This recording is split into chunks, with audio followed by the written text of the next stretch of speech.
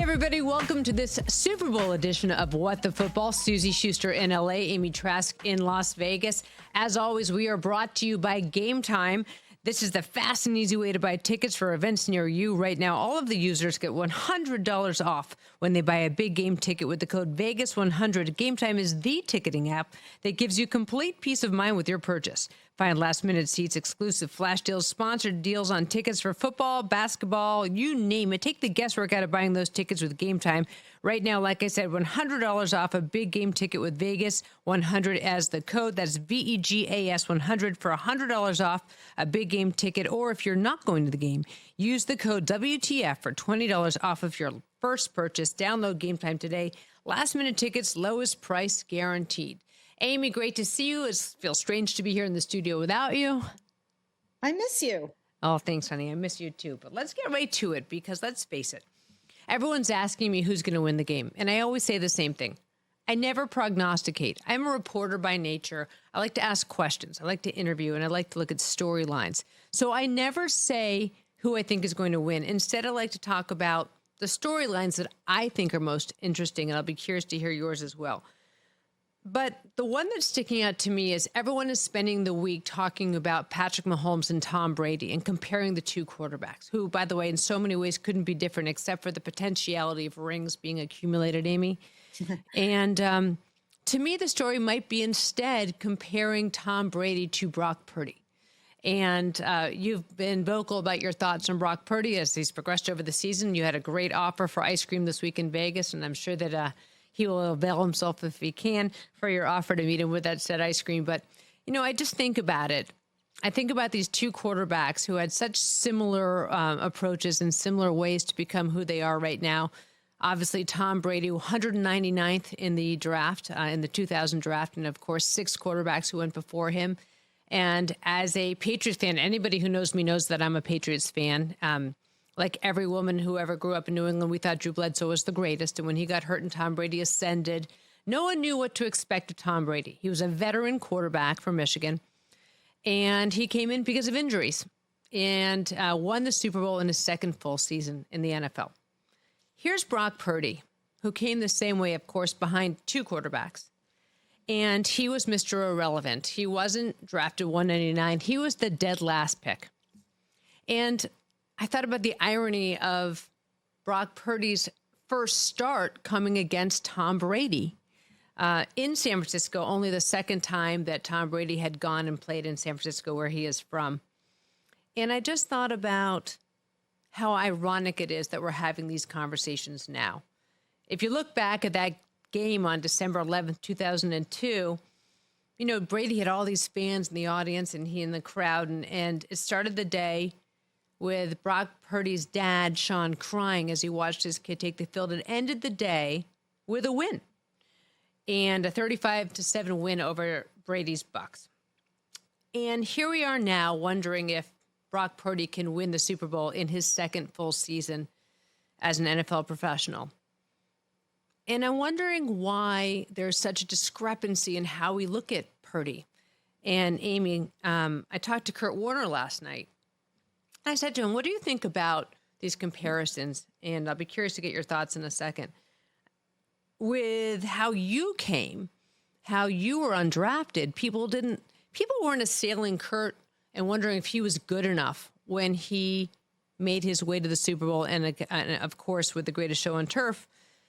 And we talked about something I think is really interesting, which is that, number one, he does believe that oftentimes people don't realize how difficult the San Francisco system is to play in, and that because there are so many great tools that Brock Purdy has and so many weapons, people don't understand the degree of difficulty it takes to be Brock Purdy in that system and how accurate he is. And he said that the one thing that people don't understand is anticipation, and how often times, because it's something that you can't measure, it's that immeasurables thing, people don't understand how valuable he is.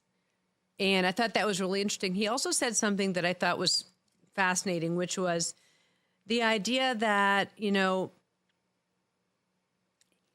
he may not pass the eye test the way the other quarterbacks do. And he may not be doing things that you've never seen before. Like when Kurt came out, he was doing things that had never happened before. He was throwing the way a quarterback hadn't happened before. And obviously the Niners are a throw first. Obviously they have McCaffrey, but they throw a lot. But what is it about him that makes people uncomfortable? Is it because he came in dead last? And do people just not like people who come in dead last? What does it say about them? And I'm curious your thoughts on this. I thought it was just a really interesting take.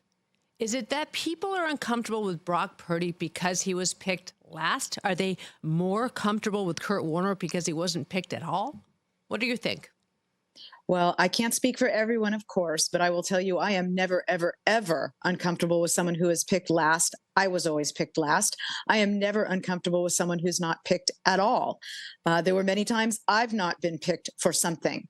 And look, we know I shared my thoughts about Purdy on this podcast. I don't regret sharing my opinion. I don't think any of us should ever regret sharing an opinion. I do regret that I shared it in a flippant manner, in what I think is a rude manner. I shared it in a manner that wasn't true to myself. But and I apologize for that. But we shouldn't be loath to share our opinions. And the reason I lead into to answering your question that way, Suzy, is another opinion I have shared throughout my years, both in the league and since being in the league, is the draft is not a science. There's no enigma code. There's no Rosetta Stone. I have said that umpteen times. There are a lot of men in the Pro Football Hall of Fame who went undrafted. Tom Brady, as you noted, went 199th. Brock Purdy was the last man drafted. Kurt Warner wasn't drafted at all. And you know what I love?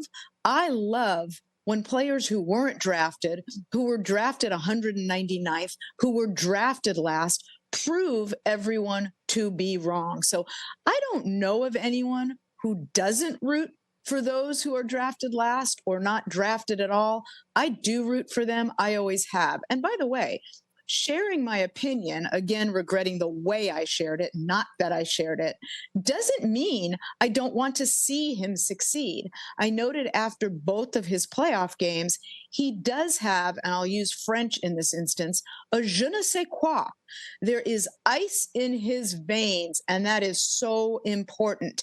And he shakes things off. And no, I'm not simply looking to paraphrase Taylor Swift, but he does shake things off, and he does what you want quarterbacks to do. He finds a way to win. So I don't root against someone who's been drafted last or not drafted at all. I root for them. Can't speak for others, though. Yeah, it's so interesting with him because he does have a talent that you don't see very often. And again, I go back to that anticipation, because without that anticipation, he can't make those throws with the accuracy and touch that he has been doing. But we saw in game one against the Packers that the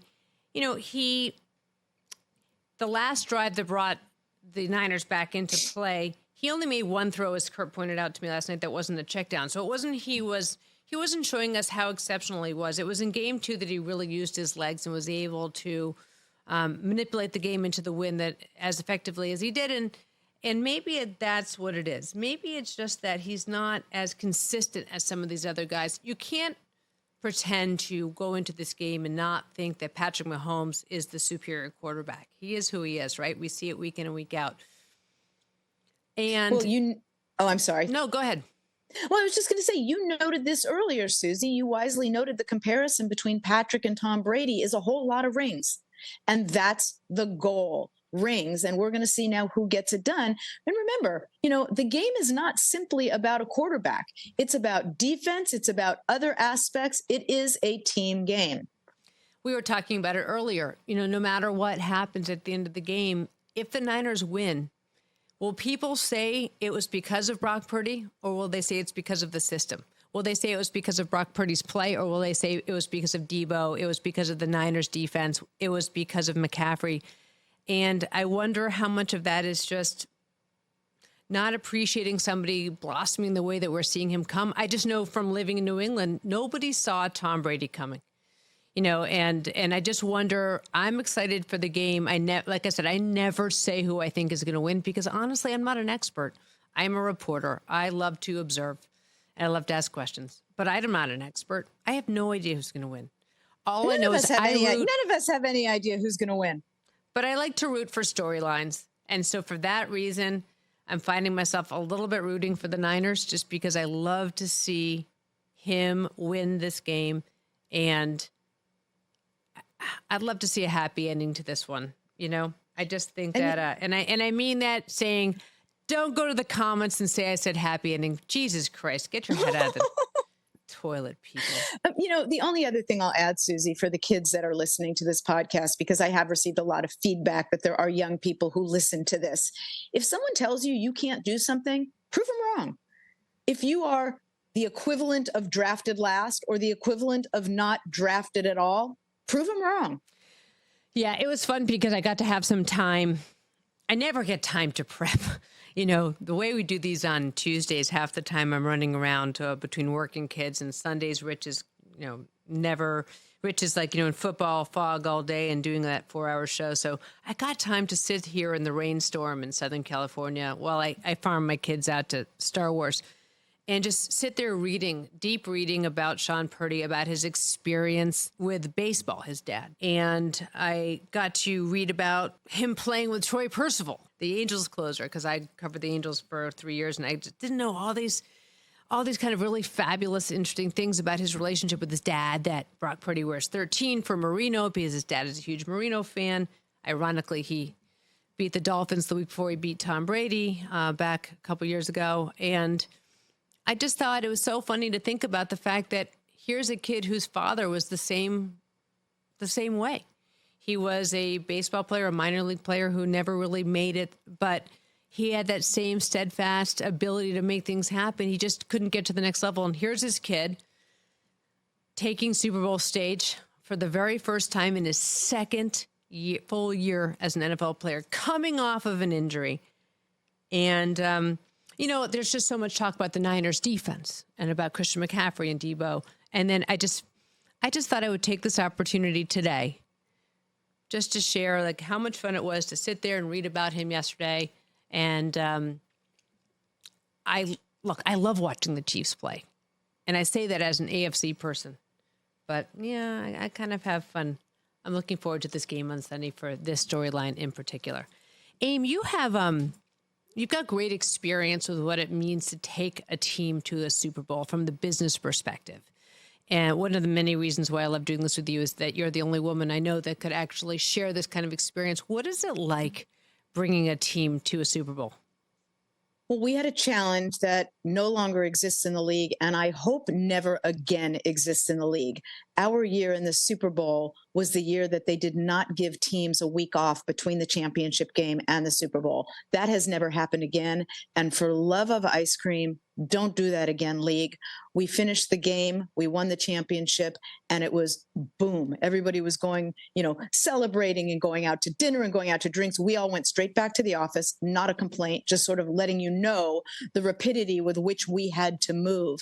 Suzy, I don't want to go into too many nuts and bolts or any more than you want, but I will tell you teams have so much more to do than is apparent to the fan. And that's the way it should be. And it shouldn't be apparent to the players and the coaches how much the organization has to do. Normally for a road game, you're transporting your football operations, your players, your coaches, your trainers, etc. For the Super Bowl, you are transporting and making arrangements for hundreds and hundreds and hundreds of additional people, families, both immediate and extended, sponsors, advertisers, business partners, limited partners, equity owners. There's a lot of work and planning. And you know what? Those are the nights you want to get no sleep. Those are the nights you want to be working like a crazy person, because that's why every team does this. This is the ultimate goal, playing in and winning a Super Bowl. So talk to me about your experience in 2002, because you definitely had a unique approach. So will you share that story? I really would love you to do so. We had a challenge. As I said, no 2 weeks off. And then we were facing our former coach who knew all of our signals. So no time to really change the signals. That was the football challenge. They knew everything we were going to do. But we had another challenge, and it's very, very sad. Yes, it absolutely impacted us on the field, but it also impacted a human life. Barret Robbins was missing from our facility in San Diego for a number of days and ultimately didn't play in the game. And I'll back up for 1 second and tell you that the morning of the game, I went out for a run. And when I got back to the parking lot of the hotel, and this was early, this was, 5 a.m., before 6 a.m. As I was getting back to the hotel, I saw Barret getting out of a cab, and he was absolutely fine. He was, in a state where he could have played in the game. And the reason, we had a lovely conversation. He went to his room. I was not aware he had been missing. That had not been shared with me. So when I had this conversation with Barret, I didn't know the backdrop. I didn't know that there had been issues. And I had a conversation with him, which suggested that he was fine and ready to go. Get up to my room. A few minutes later, Al calls me and says, the coach and the gentleman who was overseeing our football ops had decided they didn't want Barret to play. They didn't think he could play. And I said to Al, I just saw Barret. I just saw him 10 minutes ago in the lobby. He can play. What are you talking about? And Al said, he listened to me. I explained my conversation with Barret. Boy, Suzy, this is bringing back memories. I haven't shared all this with anyone to this extent ever. And I said to Al, no, he can play. I just had a conversation with him. And he said, kid, the coach and the guy who is overseeing our football, and I'll tell you, Bill Callahan and Bruce Allen decided they didn't want Barret to play. And I said, he can play. And Al said, he was leaving it up to Bruce and to Bill. I got off the phone and I looked at my husband and I said, we just lost this game.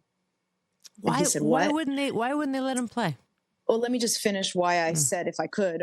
The reason I said we just lost this game is up until Super Bowl, we had started the same 5 offensive linemen in every single game that season, regular season and playoffs.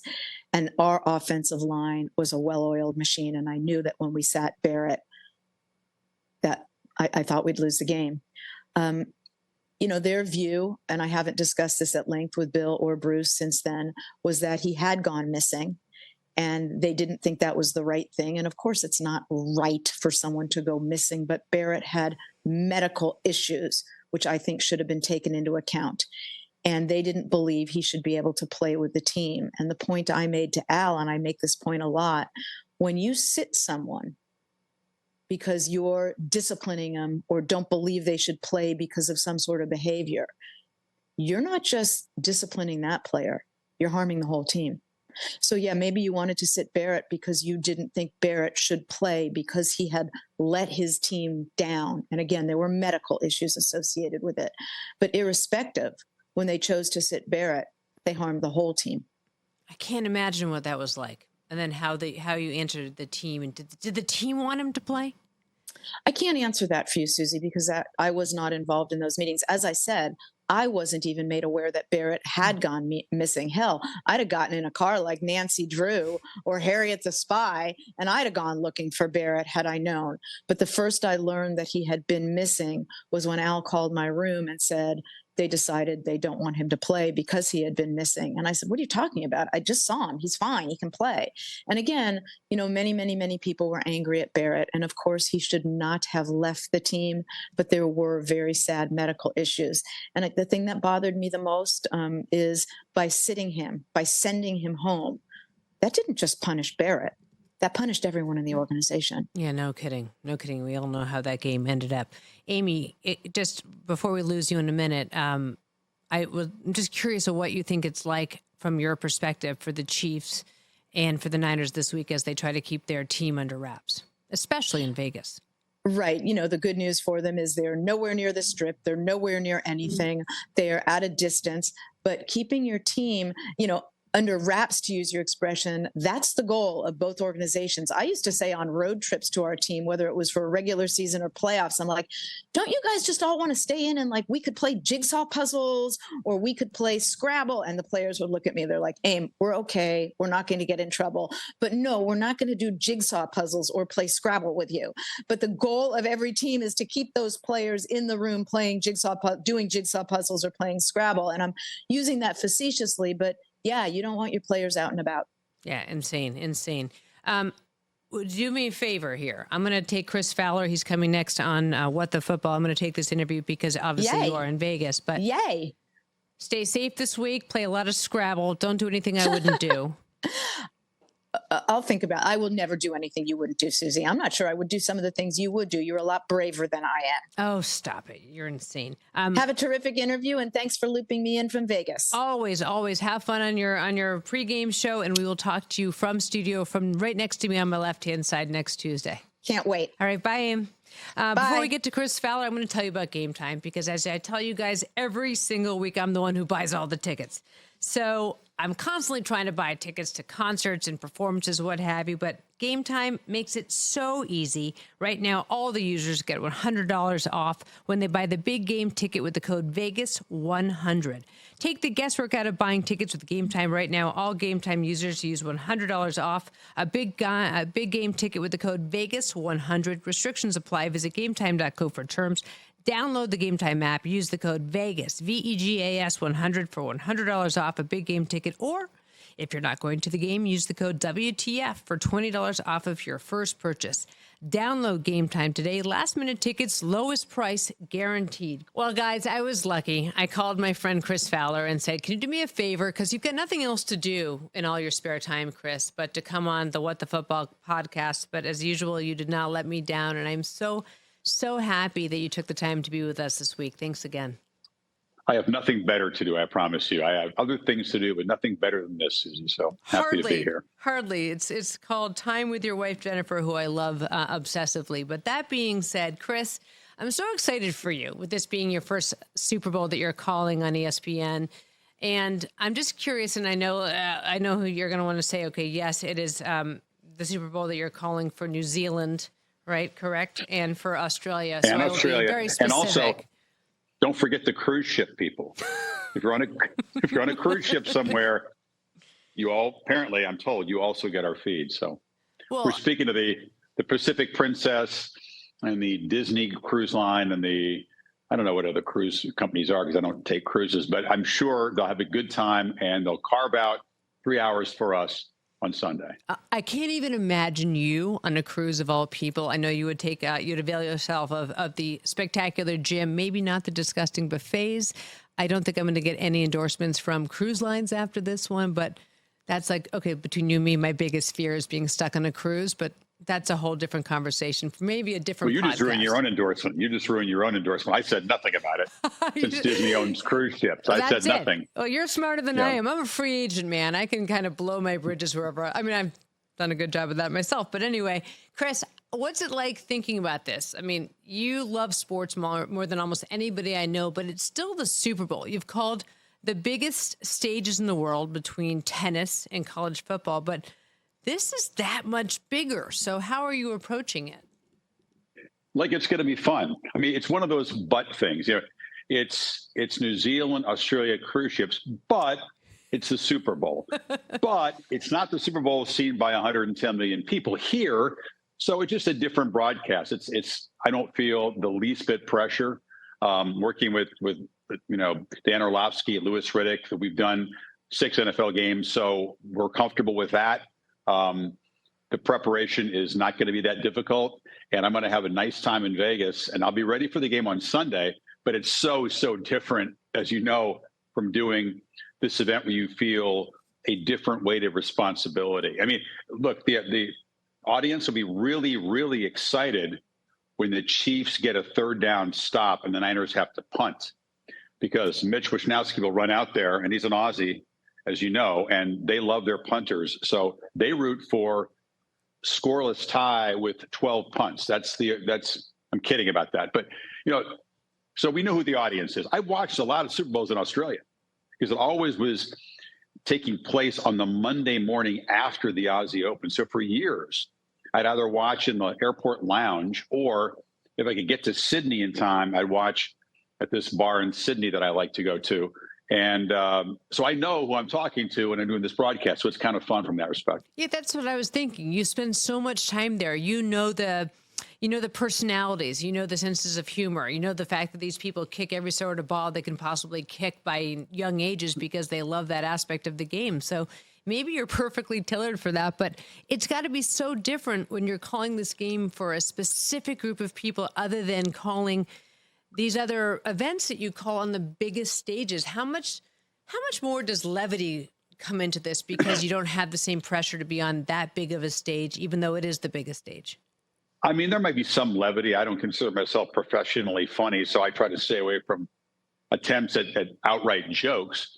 But I think we'll have fun with it. I think we're told, though, that we don't want to talk down to, we don't want to act like it's a joke, because for years, people outside the States got broadcasts of the Super Bowl. When they weren't getting the authentic feed, they would have Aussies sit there and do it. And it was a joke. And it was not respectfful to what the Super Bowl stood for. So now we're going to portray this for what it is. And we're going to talk about all the plot lines the same way as we're talking to a U.S. audience, but we'll be a little bit less technical. And it's interesting because Louis Riddick and Dan Orlovsky are both, and I say this with great affection, serious football nerds. I mean, they know inside out the X's and O's. They love to break things down. And it'll be interesting to see how they adapt to describing the coverages or the blocking schemes or some of the more technical aspects of the game that our audience might not be that dialed into. Taylor Swift translates to everywhere. So she will come up, I promise you. Well, you know, she has ruined football for everybody in the world. So, I mean, she just, you know, I just don't want to see her for all of the 6 seconds that she's going to be on in that 20-minute that you actually see football. Might be more than 6 seconds. I'd take the over on that, but ruined football. I mean, but the NFL's got to be like secretly thrilled. Oh my God. People think the fix is in because they want the Chiefs in. So everything was fixed to get the Chiefs in. So Taylor would be there. That's the tinfoil hat theory that goes around, of course, when this kind of thing is discussed. But no, come on. Are you kidding me? She brings people into the tent, which is already massive, as you know, but now there's others who wouldn't otherwise watch the game. I love every second of it. I think it is the greatest. I am here for every bit of it. Being a Swiftie, then I've been to, you know, I'm not going to lie. I don't want to show off to you, Chris, but I've seen her twice. I'm just saying, you know. You were a repeat customer. That's good. I'm a repeat customer. I had to go twice. And by the way, I'd go again tomorrow. Is this the first time you've seen these guys in Brock Purdy and in Patrick Mahomes? We have not had these two teams. We did not necessarily get the elite teams in our package of games. We had a couple nice games, but we didn't see these two teams. But you cover. It's weird because Purdy and Mahomes, and I don't know where Amy is. I thought we maybe could break down the quarterback matchup here, but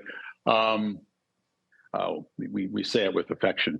No, I think that look, the quarterbacks are the most important players in the field. The Australians and the Kiwis understand that. There'll be plenty of talk about these two guys and their surrounding casts. They're not guys that I covered in college because Iowa State and Texas Tech at the time Patrick was there were not very good. So it's not like they can go back and have a file of games as over like two or Lamar Jackson or a lot of these guys that I covered a lot in college. I didn't see one game of Brock Purdy live or Mahomes live, but that doesn't mean I'm not familiar with what's going on out there. No, but what's so funny is that, you think about it. You are known as being the voice of college football, and here are these two guys that came up, and they would play, like you said, on teams that you wouldn't necessarily see all the time. Do you recall anything from their college careers that you think is most interesting as you look into calling this game on Sunday? Oh, and we knew Brock Purdy, what he could do. I always say it was good. They just were not primetime ABC good. College Game Day didn't go there. But, we knew he could play. It still surprises me the level he's achieved, the place he landed. We know the cast is great. Coaching staff is well suited, but he's also elevated. And I think, very few would see that coming. Patrick was just an unorthodox quarterback, excuse me, very productive in the system, like all the Texas Tech quarterbacks. But who could foresee this? I mean, both guys have taken their opportunities and elevated their games immensely, especially Mahomes, since getting in the league. How have you seen him change since he came into the league?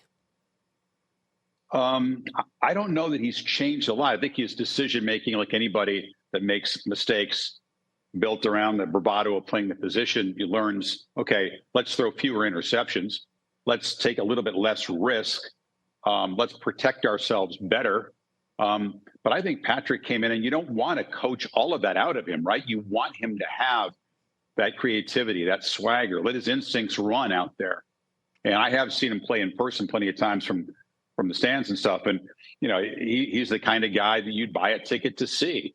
And that's why the Chiefs have built their massive fan base. So they're not just folks that have any connection to Kansas City. They just want to watch him play. And he plays with an instinct and a freedom that's just fun. And I think it's this group of quarterbacks. He's one of them. Allen's another one. Lamar Jackson, another one. Guys who play with that unique brand of freedom and expression. I think they put their own style into it. And that's what's allowed the league to continue to really thrive and prosper in the post-Peyton, post-Brady, Aaron Rodgers hanging on, of course, but this whole new group of quarterbacks, Joe Burrow's in that mix. Herbert certainly is capable of being in that mix, and I think Harbaugh will be great for him. So you watch the game because they might do something special. Patrick might do something really special. Purdy is not the kind of quarterback necessarily that's going to do things in that kind of showy way, but that's what makes it an interesting matchup. There's such different styles. So you just mentioned that about Brock Purdy, and we talked about this earlier in the podcast about the amount of doubters who are out there when it comes to Brock Purdy. What's your take on people's reaction to him, and why do you think people choose to still doubt him as much as they do heading into the Super Bowl, like the guys in the Super Bowl? People doubt everybody. There's people who are convinced Lamar Jackson is not a good quarterback. I just think that's the nature of things right now. You turn on any social media platform, look at the comments section, and there's people who will trash anybody. Look, I think that the arguments that he is the product of a great offensive system, great play calling, great defense, great supporting cast, there's a lot of validity to that. But, even though the quarterback is the most important position, it's the ultimate team game, right? So, of course it helps to have those things in place. If you put other quarterbacks with the Niners, would they succeed? Who knows? That's a barstool argument. I mean, we don't know. But here's the thing. I don't believe that the only barometer to judge a quarterback is wins and losses. I think that's really simple. I understand. Well, he's a great quarterback because this is his playoff record. He's a great quarterback simply because his QB rating in the postseason is 111. That's somewhat skewed. You can pick that apart if you want to. The bottom line is he's played well enough for his team to win. He's done his job, what is asked of him, and that's really commendable. But, people tend to judge quarterbacks on raw talent, the eye-popping measurables, and he's not going to be in that department. Mahomes, Lamar Jackson, Josh Allen, et cetera. Yeah, I mean, he just isn't the same quarterback. He's more of a traditional. But he's really smart and he's really accurate. I mean, he has a lot of things that are really important in playing the position. Yeah, that's what Kurt Warner was saying as well. He says that he thinks that he's a quarterback who anticipates better than almost any quarterback out there, and that's why he has that accuracy in the touch, even though sometimes what he's being asked to do is just the degree of difficulty is so extreme that people say, oh, he didn't make the catch or he didn't make the throw. It wasn't accurate enough, but it's not an easy system in which to play. No, I don't think so either. That's why he's got the mental capacity too.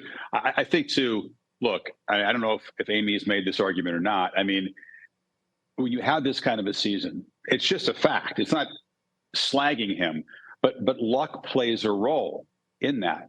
Things coming together, and more has to come together for a football team than probably any other sport.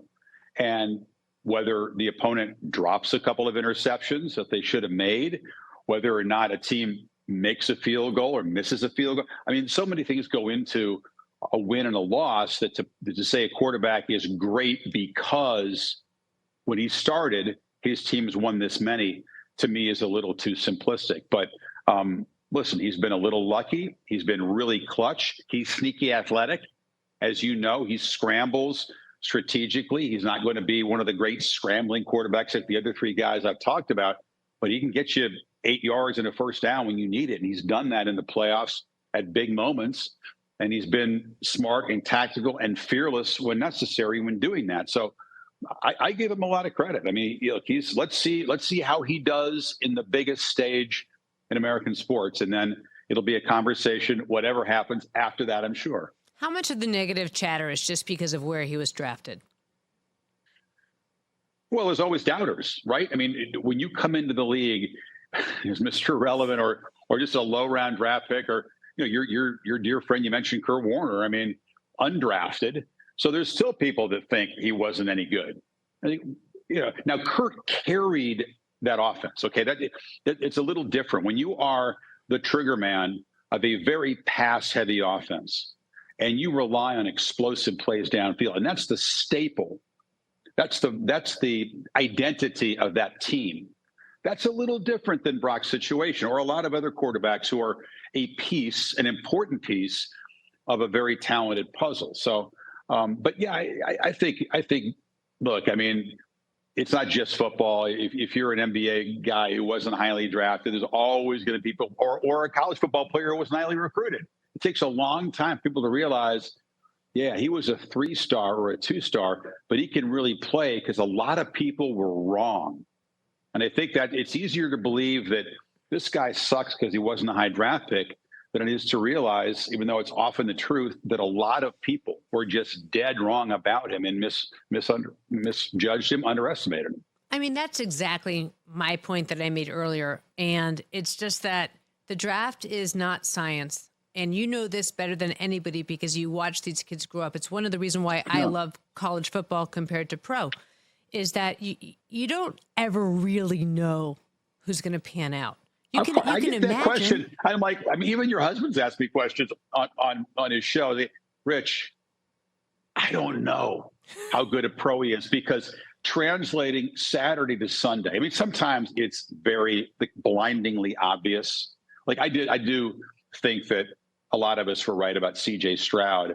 I would have taken him first. I thought he was the best guy coming out. I love Bryce, but I thought that CJ, with what he showed in big moments, and his skill set was NFL ready and would be able to adapt to a situation that maybe wasn't ideally surrounding him with talent. And Bryce is a nightmare situation in Carolina.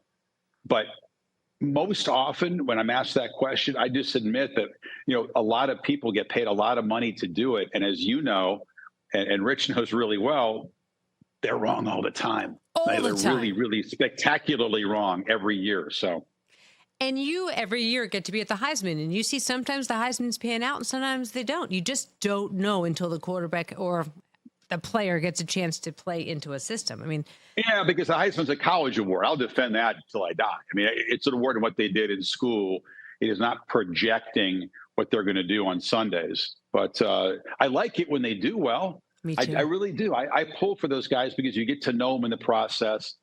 Having an affection and a respect for the Heisman, I want the award to look good.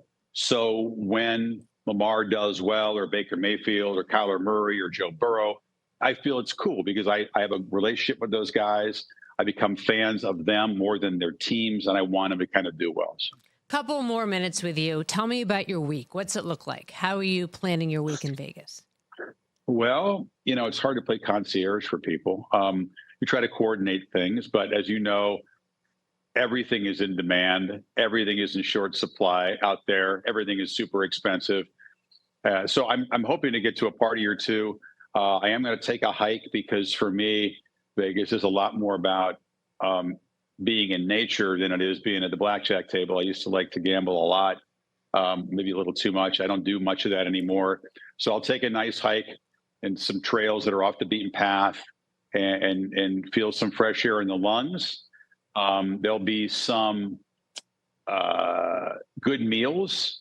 There'll be top-ranked boxing because I like to watch live boxing, and I'm sending a call to voicemail. I apologize. Did that come through in your air? No, but it would be, who was good. it? Now I want to know who it was. No, it's just somebody who's not listening to the podcast, obviously.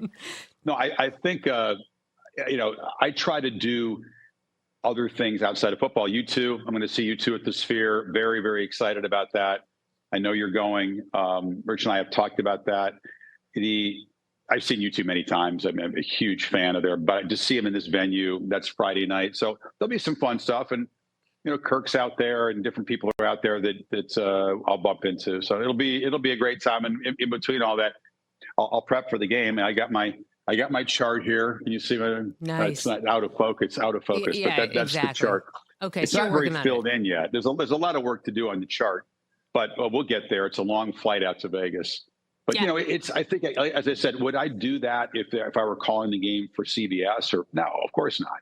But for this broadcast, I feel really comfortable in the level of preparation. I'm going to have a lot of fun when I'm out there.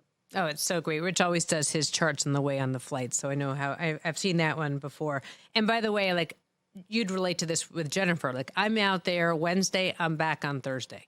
Like there's no hanging around in Las Vegas. What is the one storyline that we're not talking about in terms of the media at large that you think will be the most interesting to you? I don't know. I really like Christian McCaffrey. And I think the idea that he could win a Super Bowl when his dad won one, I like his parents a lot. I had played for the Broncos. I was a Denver fan. And so I think it's neat that you could have a father-son coaching winning the Super Bowl with the Shanahans and then the McCaffreys. That's something that'll translate, Suzy, to people watching on Australia, New Zealand, cruise ship, or anywhere. The idea of a father-son connection, the fact that it's only been done once where a father and a son have each won a Super Bowl. And it was an obscure pair of guys that people don't know. So for Christian, who I really, really like and got to know pretty well when he was at Stanford, and the family, the same thing, being Colorado people. I mean, you don't pull for a team, but I'd love it if he has kind of like a showcase game. He's, as you know, he's had a great career, but he's also been banged up and paid his dues and bounced around. And this is like a great moment for him. And I just want him to be healthy and have a great game on that big stage. That's not an untalked about storyline, but just for me, the fact that it's a father-son thing, and then the Shanahans could do that at a coaching level, I think is pretty cool. And that is something that will be talked about with our audience, besides the punting. Besides a lot of punting. Yeah, a lot of punting. A lot of punting. I just realized as I'm talking to you, the first time I ever went to Vegas, I was with you guys. Now I look back at that. That was the ESPN'S, and it had to have been like, I don't know, 99? I think I remember getting ready. Yeah, I do. I mean, of course, I don't think I remember. I remember getting ready with Jennifer before the ESPYs, which is... I only went to one. There was only one Vegas ESPYs that I went to. So that was a good time. That was it. I think Mark McGuire was a buddy at that point. He was hanging around. Right. That was a pretty good time. Isn't that when we all went back to the mansions afterwards? I think I remember being with Jennifer. I have a weird memory of being and the Yes. floors were heated. We were like, this is the coolest place ever. The That floors was your takeaway from the whole Vegas ESPYs, that they had heated floors. Yeah, of course. Okay. I mean, first of all, Chris, you know me well enough. I want to go to a cool party that no one else is allowed to go to when we were back in the mansions, right? And then, of course, it's real estate. Heated floors in the bathroom? I thought that was the coolest I bet your thing. house has heated floors now, doesn't it? Well, Chris, it's been great having you on What the Football. You know my house well. You do, in fact. And thanks again for the time. I really love having you on, and I can't wait to listen to you. I will find a way to get to Australia by Sunday, or I will be sitting in my house trying to order pizza in time for the game. It's going to be one or the other, as long as the house doesn't wash away by then, which, you know, it's Southern California, Storm Watch 2024. People are freaking out. Hope everybody's safe. That looks pretty serious out there from the reports. But I'm not suggesting that people should buy a ticket to Australia or New Zealand to watch the game, because it could be pretty expensive last minute. But I wouldn't, if you're going to do it, I endorse the idea of taking a last minute cruise or going to Australia to hear our feed. Don't say the cruise. Don't say the cruise. Chris, I love you. Thank you again for your time. I can't wait to see you soon. Maybe I'll see you. Maybe I'll sneak onto your hike with you on Thursday morning. I can hike early. I can share the trail. It's no problem. Deal. I'll bring you coffee. Always great seeing you. Continued success. You guys are doing great. Love seeing you. Say hi to Stanley. Bet. And Don Bowie, our producer, found this great shot of Christian McCaffrey on the field of the Super Bowl. One of the years that his dad, Ed McCaffrey, won the Super Bowl, three-time champion with the Denver Broncos. But look at him there. He's got to have been, and for those of you listening, it's the shot of him with his dad's jersey on, with the blonde curls out. He had to have been 2 or 3. And I can't even imagine what it's going to be like for his dad to watch him on the field this coming Sunday. What an incredible thrill. It's been a thrill being with you all season long here on What the Football. We really appreciate all of you who have taken the time to join us to help this podcast grow. Amy is a dream to work with, as is the entire staff here at Rich Eisen Show Productions. And we are just thrilled to be able to spend our time with you. We will see you on the other side of the Super Bowl. As always, my thanks to everyone who brings this podcast to you week in and week out. My thanks to my great friend, Chris Fowler. So lucky to be able to call him up, and so lucky to be able to call up Kurt Warner and walk things through with him as well. But once again, to all of you who have helped us grow, we say thank you very, very much. Enjoy your Super Bowl. Talk to you on the other side.